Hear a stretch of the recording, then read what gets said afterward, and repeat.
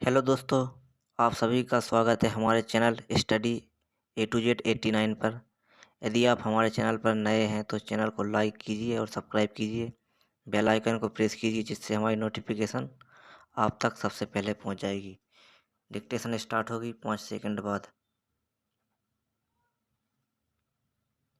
भिन्न राज्यों में हुए उपचुनाव के नतीजों की पृष्ठभूमि में भारतीय जनता पार्टी की राष्ट्रीय कार्यकारिणी की बैठक में ऐसे समय में संपन्न हुई जब उत्तर प्रदेश सहित कई राज्यों में विधानसभा के चुनाव होने वाले हैं।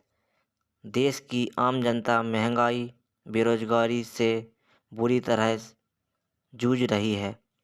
किसान लगभग साल भर से धरने पर बैठे हैं। इसलिए इस बैठक का महत्व समझा जा सकता है। इस बैठक से अपेक्षाएं थीं कि केंद्र में सत्तारूढ़ भाजपा लोगों की मुश्किलों को कम करने के लिए कुछ उपाय करेगी और कोई नई रणनीति लेकर सामने आएगी। लेकिन वास्तव में ऐसा कुछ खास नहीं हुआ, बल्कि पुरानी बातें ही दोहराई गईं। उपचुनाव के नतीजों ने साफ दिखाया है कि महंगाई एक बड़ा मुद्दा है।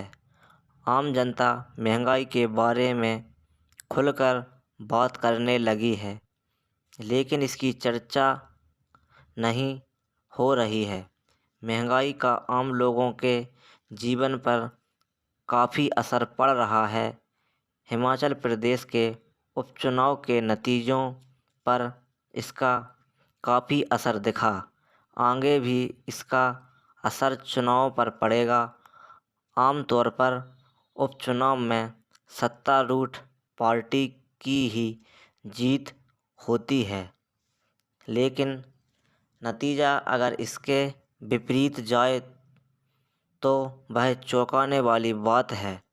भाजपा शासित हिमाचल प्रदेश और कर्नाटक के उपचुनाव के नतीजे चौंकाने वाले हैं।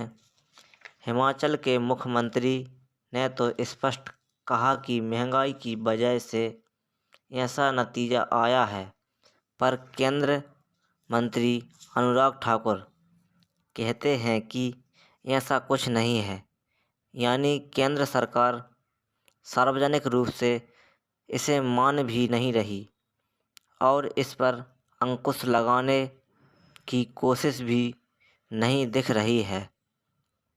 हालांकि डीजल, पेट्रोल के मूल्यों पर से उत्पाद कर में कटौती की घोषणाएं हुई हैं, पर इससे कोई खास फर्क नहीं पड़ने वाला है। खुदरा विक्रेता अपनी कीमतों में कमी तो नहीं करेगा। भाजपा राष्ट्रीय कार्यकारिणी की बैठक में ऐसा कुछ भी नहीं निकला है जिससे महंगाई, बेरोजगारी जैसे मुद्दों का मुकाबला किया जा सके। इस बैठक में भाजपा नेताओं ने परिवारवाद पर चोट की है, लेकिन सवाल उठता है कि जब आम लोग आर्थिक कठिनाइयों के चलते त्राही त्राही कर रहे हैं, तो क्या यह आगामी चुनाव में मुद्दा बनेगा? राजनीति से तो भाजपा भी बची हुई नहीं है। ठीक है कि प्रधानमंत्री नरेंद्र मोदी के परिवार के लोग राजनीति में नहीं हैं, लेकिन अन्य कोई भाजपा नेता के परिवार के लोग जो राजनीति में हैं, अगर सिद्धांत की बात करें तो भाजपा इससे अछूती नहीं है। पार्टी ने प्रधानमंत्री मोदी के नेतृत्व पर भरोसा जताया है। इसके अलावा उनके पास और कोई विकल्प नहीं है। हालांकि जनमत को अपने पक्ष में करना भाजपा को बहुत अच्छी तरह से आता है। इस मामले में विपक्ष मात खा जाता है। विपक्ष में एकजुटता नहीं है। यह भाजपा के लिए अच्छा संकेत है।